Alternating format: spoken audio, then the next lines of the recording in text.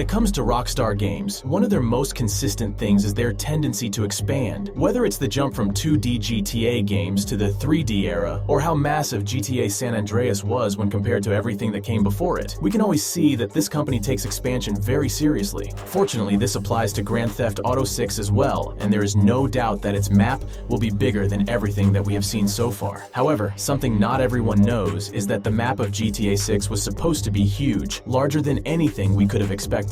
According to the September 2022 leaks, we came to learn that one of the code names for the game is Project Americas. And yes, that is exactly what it sounds like. Rockstar Games was planning to make a map so large that it would have been a virtual representation of America, which would include both the central and south sides of it, which is of course way bigger than just Vice City because all that covers is a recreation of Miami. We have many concept maps that show us what this could have been like, which is insanely exciting to see because even though we have games like Microsoft Flight Simulator which let us travel the entirety of America, that is only possible in air, and you can't really get off on the streets and explore as an avatar. But if something like this was done in Grand Theft Auto, even if it was a fictional or scaled down version of America, it would have still been an amazing experience because you would be able to travel everywhere, find recognizable places, and commit all kinds of fun and missions in there. Even just looking at the concept maps for these things makes you want to jump right into GTA 6 because of how much you would be able to find, because even the tiniest GTA maps are filled with fun things to do and all kinds of Easter eggs. So just imagine the myths and rumors that would come out for a game on this scale.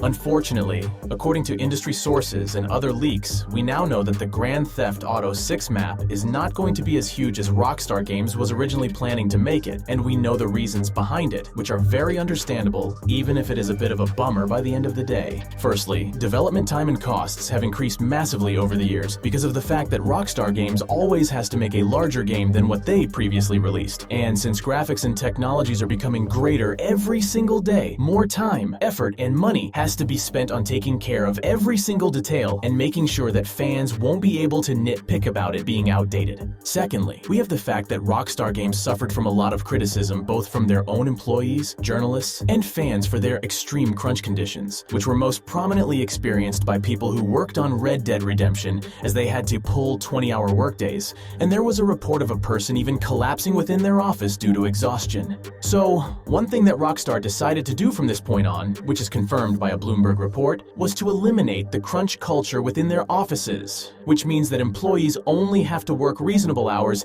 even if they do overtime. And this slows down development because it means that it has to be halted every day for people to go home and then come back to. And since the September leaks happened, they might trust remote work even less now, which reduces their options even further. Hardware limitations play a role in this too. Now, if you hear that we have hardware limitations in 2023, it might feel weird because the PS5 and Xbox Series X are powerhouses that support ray tracing and 4K gaming, and so are computers of this generation, which are insanely powerful. We already know that a game with clever coding can easily give us a huge map that we can explore. However, this does not work when you consider the fact that the development of GTA 6 started many years ago. Every game that comes out was in development a long time before that point, and that means the company has to work with limited resources and older technology. So, it wouldn't be surprising at all if Rockstar Games had to scale back because of hardware limitations of that time too.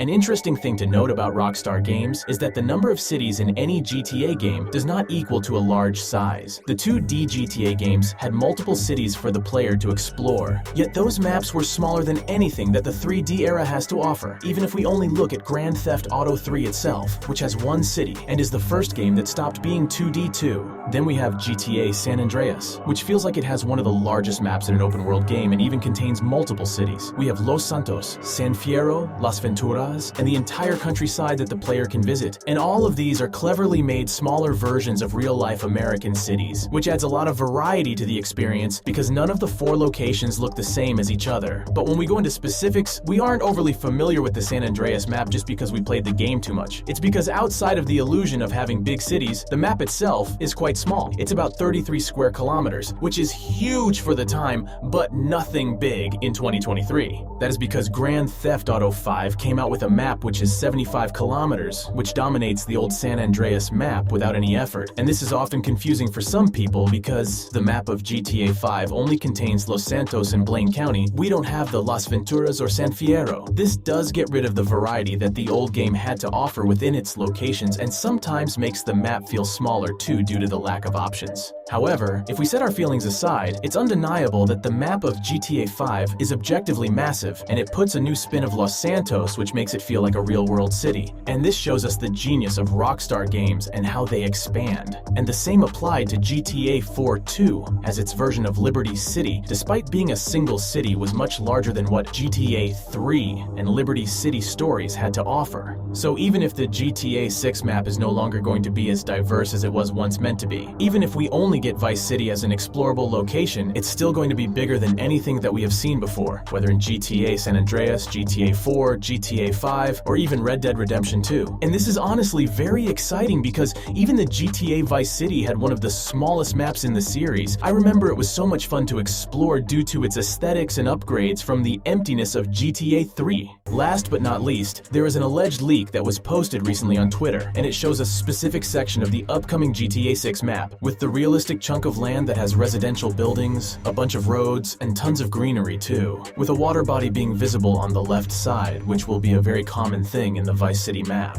Whether this leak is real or not is unknown at the time, but it would surely be bad news for Rockstar if they are still unable to keep their things under wraps even after the September leak. But some fans seem to believe that while a part of it is real, the rest might be AI generated and thus cannot be from the upcoming game. GTA Vice City featured two prominent gangs, which were the Cubans and Haitians, and you could find both of them walking around the poorer neighborhoods of the game, such as Little Haiti and Little Havana. Although we never went to Cuba itself and the neighborhoods that you could visit did not represent the island, it was still something that stood out quite a lot, to the point that the gangs had to be renamed later due to controversies of stereotyping the people of their respective nations. Interestingly, even though the overall map of Grand Theft Auto 6 is scaled down right now as I just mentioned, there are sources saying that GTA 6 will feature a part of Cuba as a playable area alongside Vice City. Not only does this mean that we will have an exciting island to explore in the game other than the main city too, but it also means that this might serve as an expansion into the narrative of the Cuban and Haitian gangs that the original game had. Though at this time, this is an insider report and not an official piece of information. It is very believable thus far because of the fact that Vice City is covered by a lot of water anyway, and that Cubans are very prominent in both GTA Vice City and Vice City Stories. And then we have the fact that this insider is usually right about his reports, so that certainly helps the case. He also revealed that the game will have a time jump of some sort, which makes sense as the story is about the adventure of a criminal couple who may or may not get caught at some point. And he thinks the release date is most likely going to be 2024 rather than the end of 2023. One interesting thing to note here is that Cuba might not be a part of the game's main map and might serve as an additional location that the player visits within the story. But I hope that they let you take a flight to the place anytime that you want, because only being able to visit places temporarily, like Liberty City and GTA San Andreas, kind of sucks. Grand Theft Auto is no stranger to expansions that come out after the game is already released. And no, this is not because DLCs are too big of a thing in 2023. In fact, the very first expansion that was released for a GTA game was London 1969 Mission Pack, which was made for the very first GTA game in 1999. This pack not only included new missions, but even gave us a new city to explore in the face of London, which is also one of the very rare times when a GTA game had a real city, other than Manchester. Then we had the fact that GTA San Andreas came with Liberty City in the game files, which was used for a mission in the story, and GTA 5 took us into a small town based on North Dakota, aka North Yankton, for a mission too. This shows you how much the developers always wanted to add extra locations in the game, but sadly there is never enough time to completely polish those locations for the player to explore. More recently, we have GTA Online, which gave Rockstar Games an opportunity to let players enter an island that is not a part of the main game at all. I am, of course, talking about the Cayo Perico heist, which gave us the opportunity to visit an all-new location as part of a free DLC. The Cayo Perico island has an exotic setting which is a nice contrast to the urban Los Santos, and players get to visit a club, ride dirt bikes on rocky roads, and explore a bit of the water around. Unfortunately, we aren't allowed to visit the place with freedom, and you are forced to commit to the mission, but it still gives you a taste of what getting extra locations in a GTA game after its release can be like. Additionally, we even know for a fact fact that GTA 5 was originally meant to get story DLC, so it's not even just online content that may give us more locations in the future. According to insiders, there is a good chance that GTA 6 might get new locations to visit later on as DLC or in the form of expansions. And this can be both online or for the single-player experience, or even both. This would help Rockstar make the game come closer to their original vision. And frankly, games are way too expensive to make and can take a literal decade to get a sequel now, as we've seen with GTA 6 itself. So it would make perfect sense for Rockstar Games to expand more on GTA 6 years after its release, instead of just waiting for the next sequel. So, one way or another, while it's extremely fascinating to see what Project Americas could have originally been, we're still in good hands and we'll get an amazing map in GTA 6 nonetheless. And in time, we might even get updates that add more locations for us to explore. And before we wrap up, I want to take a moment to give a massive shout out to all of my awesome patrons over on Patreon. You guys are the absolute best, and I can't thank you enough for your incredible support. To all of you watching, if you enjoy what I do and want to support me even further, consider becoming my patron, and if you haven't already, make sure to hit that subscribe button and the bell icon. That way, you won't miss out on any exciting Rockstar Games content coming your way. Trust me, you don't want to miss it. The future is exciting, and I can't wait for more GTA 6 news and the reveal trailer. But for today, that's it. Thanks for watching, have a great day, and see you in the next one.